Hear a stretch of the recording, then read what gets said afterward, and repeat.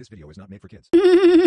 अरे यार मोटू लाल भाई, मैं तुम्हें क्या बताऊं, ये क्लास 6 का सेपरेशन ऑफ सब्सटेंस चैप्टर मुझे समझ में नहीं आ रहा और कल इसका टेस्ट है। अरे चीकू, चिंता करने की बिल्कुल भी ज़रूरत नहीं है। क्या तुमने कभी मिर्च वाला पराठा खाया है या फिर कोई ऐसी चीज़ जिसके अंदर मिर्च ज़्यादा हो? बताओ क्या करते हो फिर? अरे यार मोटू लाल भाई, कैसी बात कर रहे हो तुम? कल मेरा पेपर है और तुम मिर्च के पराठे की बात कर रहे हो, खाने की ही बात करते रहते हो तुम। अगर कभी भी मुझे पराठे के अंदर मिर्च लगती है या फिर कोई मिर्च वाली चीज़ मैं खाता हूँ तो उससे मिर्च मैं निकाल कर फेंक देता हूँ। अरे चीकू, यहीं से तो भाई ये चैप्टर शुरू होता है, सेपरेशन ऑफ सब्सटेंस। मन्नू भैया बड़े ही मज़ेदार तरीके से इस चैप्टर को समझा देंगे तुम्हें। लेकिन ये जो तुम मिर्च निकालते हो पराठे से या फिर किसी भी चीज़ से जिसमें तुम्हें मिर्च लगती है, तो तुम भी सेपरेट कर रहे हो सब्सटेंसेस को।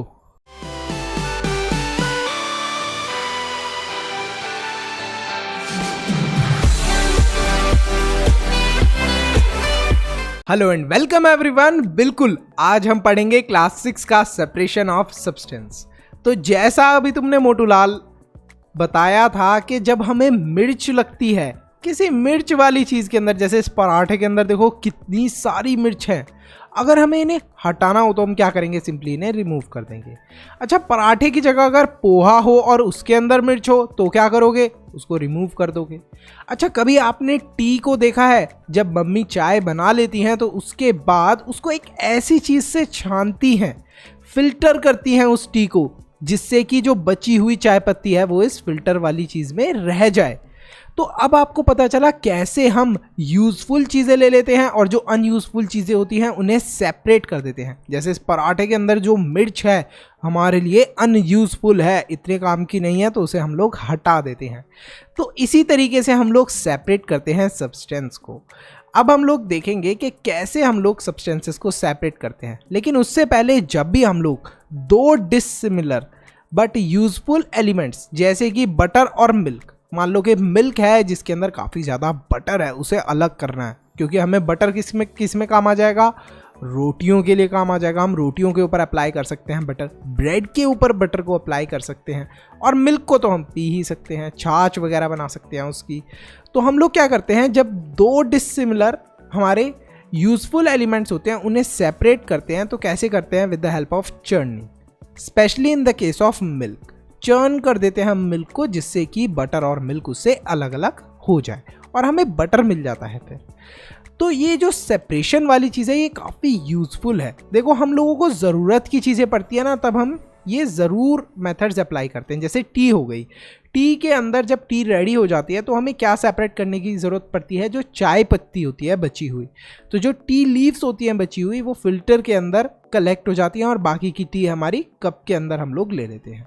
अगर हमें मान लो कोई और इम्प्योरिटी है या फिर कोई हार्मफुल सब्सटेंस है जिसकी हमें ज़रूरत नहीं है, तो उसे भी हम लोग अपने हाथ से रिमूव कर सकते हैं। जैसे कि आपने बहुत बार अपनी मम्मी को, दादी को देखा होगा या फिर पापा को आपने देखा होगा, जब वो राइस को क्लीन करते हैं। कैसे क्लीन करते हैं? अगर स्टोन वगैरह हो राइस के अंदर तो उन्हें हटा देते हैं, फेंक देते हैं।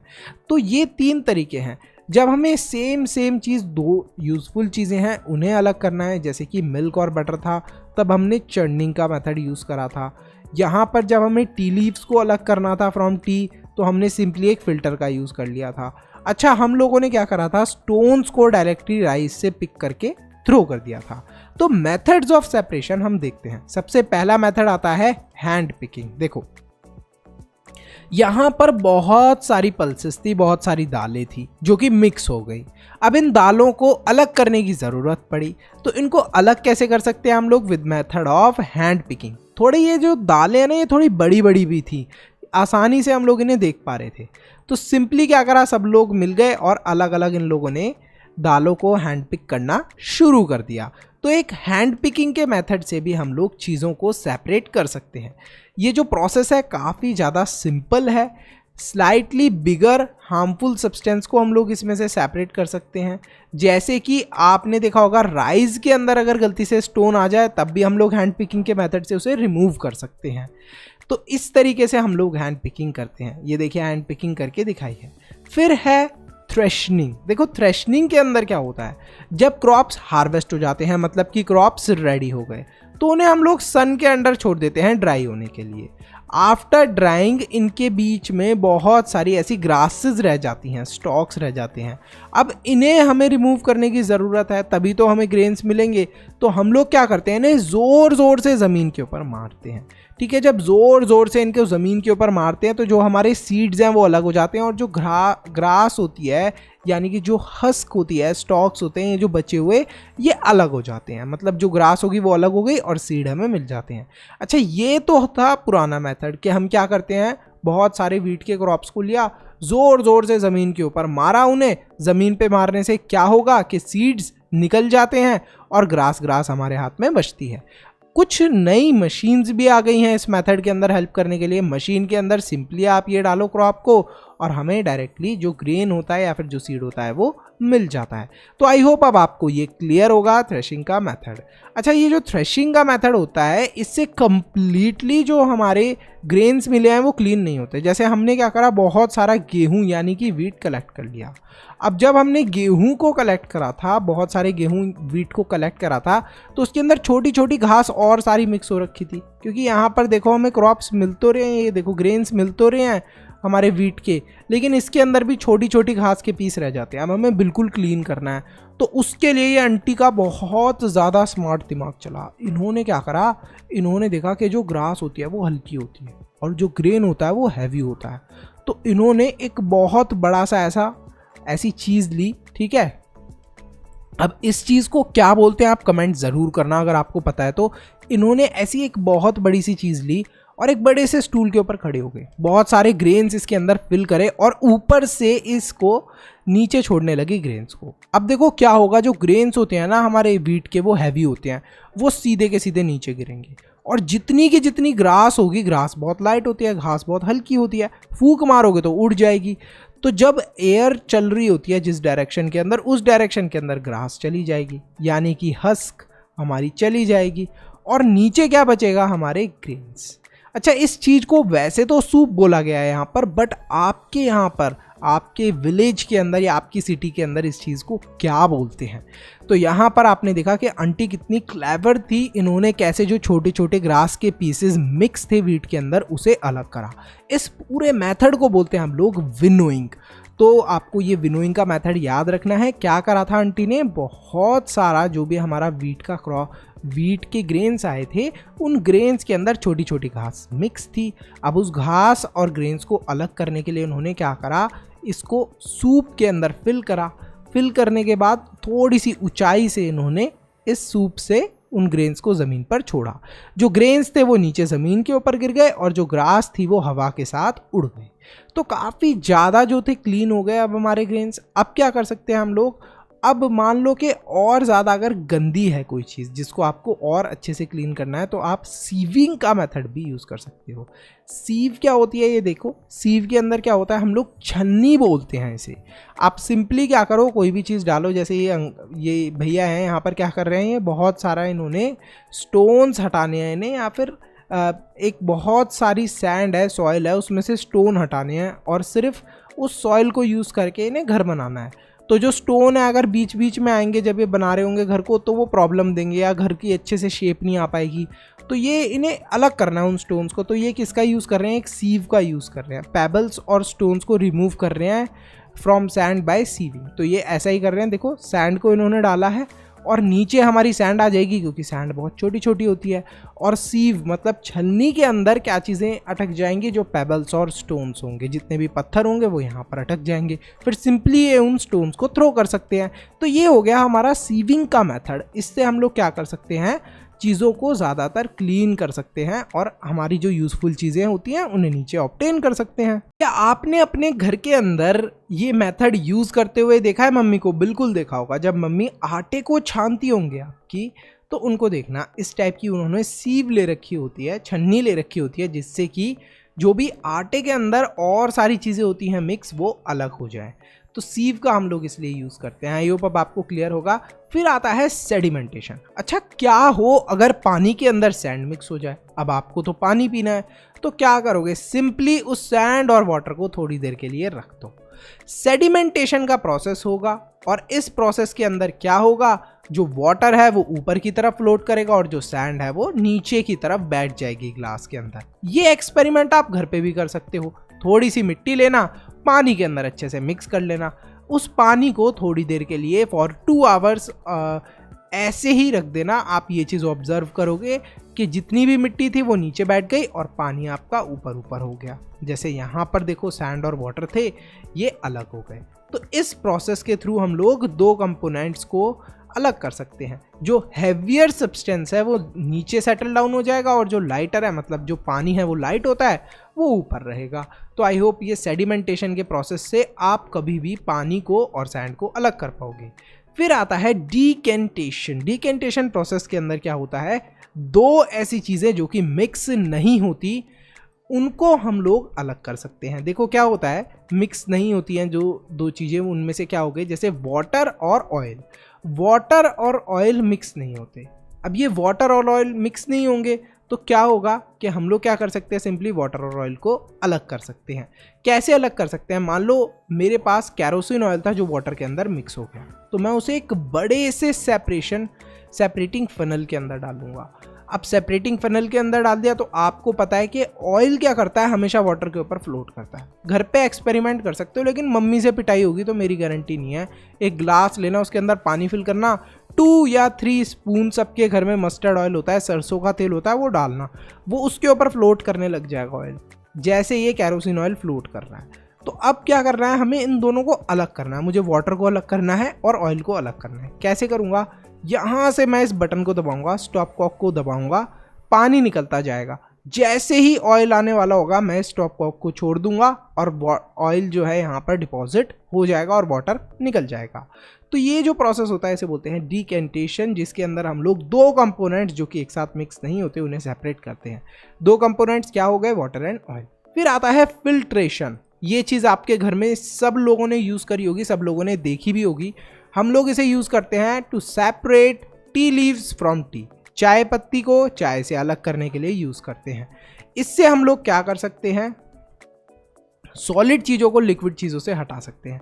इसको हम लोग इंग्लिश में फिल्टर पेपर नहीं बोलते, इसको बोलते हैं स्ट्रेनर। ओके, फिल्टर पेपर थोड़ा सा अलग होता है फिल्टर पेपर से, और ज़्यादा अच्छे से आप चीज़ों को क्या कर सकते हो, सेपरेट कर सकते हो। सेपरेटिंग मड फ्रॉम वाटर के लिए भी हम लोग यूज़ कर सकते हैं। मान लो पानी के अंदर बहुत ज़्यादा मिट्टी है, अब उस मिट्टी को आप अलग करने के लिए वाटर से क्या चीज़ यूज़ कर सकते हो, फिल्टर पेपर या फिर स्ट्रेनर का भी, इससे भी हम लोग अलग कर सकते हैं। फिर है इवेपोरेशन। आपको क्या पता है कि आपके घर में नमक कहाँ से आता है, ज़रा सोचो कहाँ से आता है नमक। भैया मुझे और बच्चों का तो नहीं पता, लेकिन मेरे घर में तो नमक दुकान से आता है। बस जाओ दुकान पर, पैसे दो और नमक ले लो। अरे मेरा मतलब ये है कि आखिरकार नमक बनता कैसे है। देखो, बहुत सारा जो सी वाटर होता है उसे कलेक्ट कर लिया जाता है। उस सी वाटर को हम लोग क्या करते हैं, अलग अलग जगह पर पिट्स बनाकर स्टोर करते हैं। अब जब उन पिट्स के अंदर हम वाटर को स्टोर करते हैं तो धीरे धीरे करके वो जो वाटर है वो इवेपोरेट होने लगता है। इवेपोरेट होने का मतलब वो जो वाटर है वहाँ से गैस की फॉर्म में कन्वर्ट हो जाता है। आपको पता होगा कि अगर हम वाटर को हीट करते हैं तो वो किस में बदल जाता है, वाटर वेपर्स यानी कि गैस की फॉर्म में। तो यही होता है, जो वाटर होता है वो भाप की फॉर्म में बदल जाता है और वो तो वहाँ से चले जाता है आसमान के अंदर। बचता क्या है, सोचो सी वाटर के अंदर क्या होता है, सॉल्ट बचता है। तो ऐसे हमें बहुत सारे ढेर देखने को मिल जाते हैं सॉल्ट के, और ये जो ढेर होते हैं इतने सारे सॉल्ट के आपको दिख रहे हैं, छोटे छोटे सॉल्ट कलेक्टेड है यहाँ पर, पाउडर हो गया। यही सारा जो सॉल्ट है, इसी सॉल्ट से हम लोग अपने घर पर नमक बनाते हैं, या बड़ी बड़ी कंपनियाँ इसी से नमक बनाती हैं और हम लोगों को नमक देती हैं। काफ़ी सिंपल है, इवेपोरेशन के प्रोसेस के थ्रू हमें सॉल्ट मिलता है।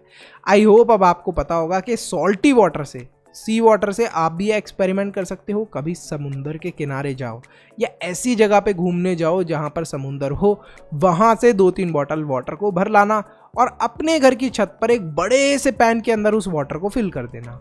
कुछ दिनों तक वो वाटर ऐसे ही रखा रहेगा। जब वो इवेपोरेट हो जाएगा तो नीचे एक वाइट कलर का पाउडर बचेगा, वो कुछ नहीं है, वो है आपका सॉल्ट। तो अब आपको सॉल्ट बनाने की भी मैंने टेक्निक बता दी। देखो कितनी सारी टेक्निक्स मैं आपको बताते जा रहा हूँ। फिर आता है कंडेंसेशन। अच्छा, एक बार मेरे साथ ऐसा सच में हुआ था। हम लोग एक जगह पर घूमने गए थे जहाँ पर पानी नहीं था। अब जो मेरे पास पानी था ना बॉटल के अंदर, उस पानी के अंदर बहुत सारी मिट्टी मिल रही थी। अब मुझे उस मिट्टी को और पानी को अलग करना था। तो अब पानी तो था ही नहीं उस जगह पर, तो मैं पानी कैसे पीता? उस मिट्टी वाले पानी को तो मैं पी नहीं सकता था। तो मैंने एक टेक्निक का यूज़ करा जिसे बोलते हैं कंडेंसेशन। बहुत ही मज़ेदार टेक्निक है। मैंने क्या करा, बहुत सारी ठंडी जो आइस थी आसपास उस जगह पर। अब आइस को तो आपको पता है कि डायरेक्टली हम लोग पी नहीं सकते या खा नहीं सकते, उससे बीमारी हो जाती है। तो मैंने आइस को एक बहुत बड़ी प्लेट के ऊपर डिपॉजिट कर दिया और फिर यहाँ पर वो जो मेरा पानी था जिसके अंदर मिट्टी मिली हुई थी, सैंड मिली हुई थी, उसे हीट करना शुरू करा। जब मैंने हीट करा तो वो जो पानी था वो इवेपोरेट होने लगा, गैस की फॉर्म में चेंज होने लगा। तो जब ये निकल रही थी गैस, यहीं पर मैंने वो प्लेट लगा दी और इसके पीछे बहुत सारी आइस लगा दी। जैसे ही ये पानी इसके कांटेक्ट में आया, ठंडा हो गया और ठंडा होकर यहाँ पर थोड़ी थोड़ी ड्रॉपलेट्स कलेक्ट होने लगी। अब ये जो पानी आ रहा था ना मेरे पास इस ग्लास के अंदर, ये पानी बिल्कुल क्लीन था। और पता है सैंड कहाँ पर रह गई? सैंड रह गई इस बड़े से पॉट के अंदर। तो इस तरीके से मैंने पानी उस दिन बनाया अपना और खुद से सेपरेट करा सैंड को और वाटर को।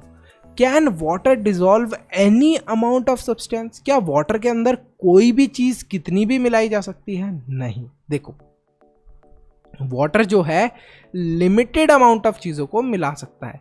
जैसे आपने एक गिलास पानी लिया, उसके अंदर आप 1 चम्मच चीनी डालो, 2 चम्मच चीनी डालो, 3 चम्मच डालो, 4 चम्मच डालो, 5 चम्मच डालो, फिर एक ऐसा पॉइंट आ जाएगा कि उसके अंदर और ज़्यादा चीनी मिलेगी ही नहीं।